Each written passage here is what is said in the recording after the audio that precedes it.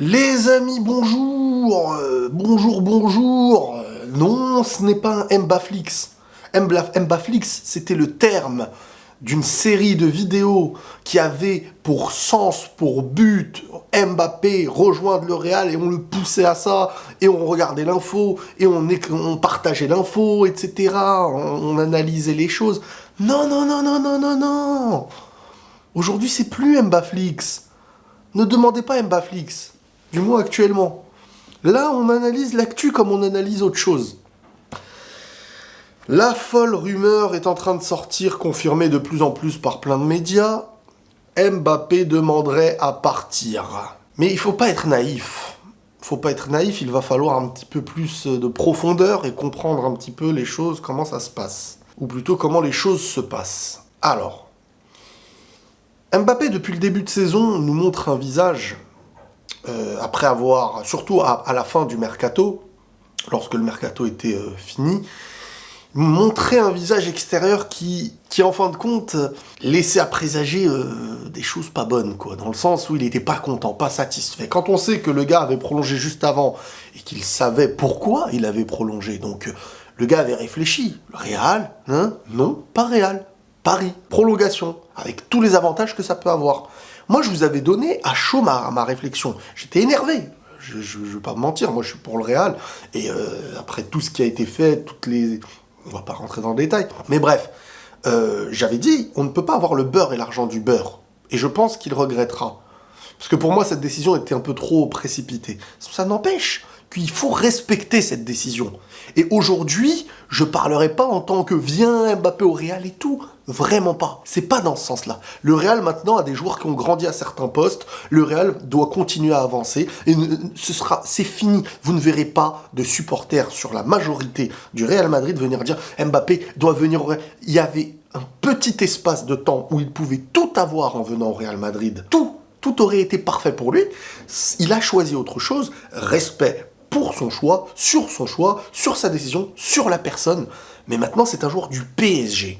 Et ce qui est en train de se passer ne veut pas dire que ça y est, c'est comme l'été dernier. Non, il a un contrat, premièrement. Il a un contrat qu'il va devoir respecter. Ou s'il ne le respecte pas, on va aller encore en plus en profondeur des choses, on va comprendre certains trucs. Donc, on revient sur ce que je disais. Mbappé n'était pas satisfait et envoie des signaux de plus en plus. C'est facile, hein. À ce niveau-là, il sait qu'il est étudié, qu'il est filmé à chaque moment. Donc, montrer qu'il fait la tête, c'est le premier objectif. Montrer qu'il n'est pas satisfait et qu'il n'est pas sur la même ligne, c'est pas son objectif. Ça a été montré directement sur sa manière de jouer, sur sa manière de s'exprimer, sur les interviews, sur les réseaux. Il a toujours envoyé des signaux pour montrer que ça ne va pas dans le sens qu'il veut. Il y a une Coupe du Monde qui arrive et donc il va pas y avoir de trucs de psychopathe avant la Coupe du Monde. Là, ce qui est en train de se passer aurait peut-être à mes yeux dû se passer après la Coupe du Monde. Là, c'est très mauvais pour lui.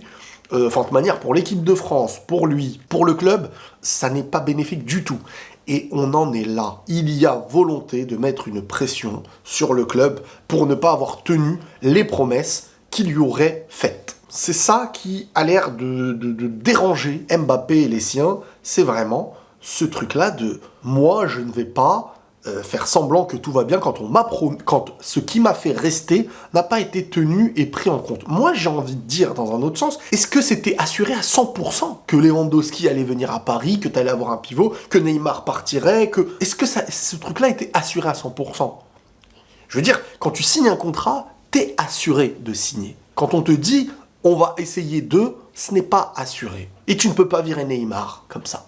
Parce que personne l'année dernière voulait l'acheter au vu de sa saison et de sa santé physique, l'hygiène de vie et tout. Là, Neymar revient, c'était imprévu, tu ne peux pas le faire bouger. Et il va jouer. Après, t'as Messi qui ne pose pas de problème. Et je pense que s'il avait su que ça se passerait comme ça, il n'aurait peut-être pas prolongé. Sauf que t'as prolongé. Et donc maintenant, il faut respecter tes engagements envers le club et te sacrifier s'il faut te sacrifier parce que tu n'as plus le choix. Parce que tu vas avoir à 80% ce qu'ils ont promis. Peut-être que dans les 20%, il y avait certaines recrues, certaines choses. Mais dans le foot, ça va très très vite, dans le bon comme dans le mauvais sens. D'où le fait que j'avais dit, on ne peut pas avoir le beurre et l'argent du beurre.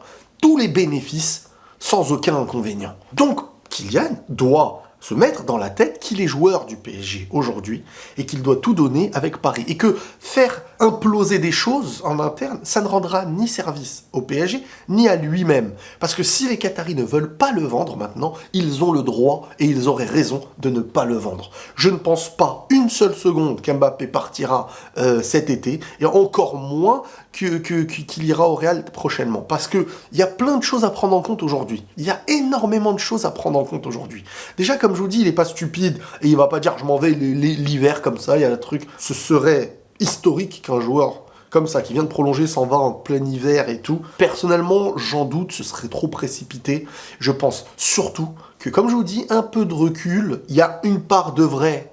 C'est que Kylian n'a pas l'air satisfait de beaucoup de choses en interne, de comment les choses se sont passées, de ce qu'on a peut-être pu lui promettre, les joueurs qu'on lui aurait promis, etc. Mais il y a aussi volonté, peut-être même de leur clan, peut-être même que d'Mbappé et les siens, d'avoir fait sortir l'idée qu'il pourrait vouloir partir. Sortir l'idée que ça y est, en janvier, il s'en va. C'est aussi un moyen pour les joueurs et les siens de mettre une double pression sur le PSG en mode, voilà, moi les gars, je suis pas satisfait.